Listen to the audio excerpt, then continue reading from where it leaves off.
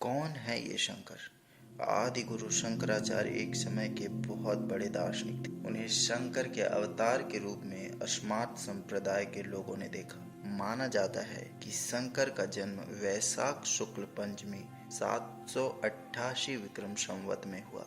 इनके विचार में जो इन्होंने समाज के बीच प्रदर्शित किया वो ये है कि परमात्मा एक ही समय में सगुण और निर्गुण दोनों ही स्वरूपों में रहता है। इन्होंने कई भाष्य भी लिखे हैं। अब मैं आप सबों को उनकी जीवन की उन दो घटनाओं पर ले चलता हूँ जो काफी रोचक और प्रचलित हैं। एक बार शंकर भारत की कई जगहों पर शास्त्रार्थ के लिए निकले हुए थे। उनके कई शिष्य और अनुयायी भी उनके साथ चल रहे थे। कहते हैं कि जब वे सभी एक मछली मंडी से गुजर रहे थे तभी आदि शंकराचार्य एक जीवित मछली उठाकर निकल जाते हैं।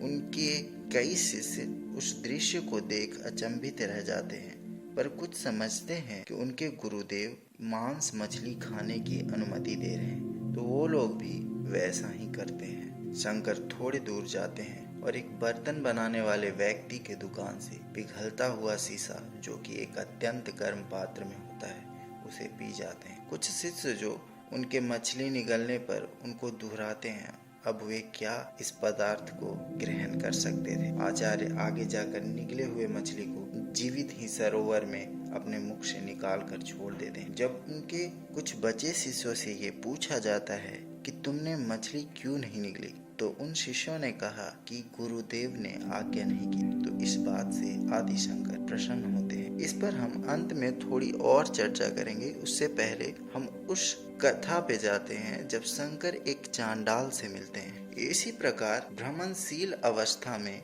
बढ़ते हुए आदि शंकर एक श्मशान से गुजरे।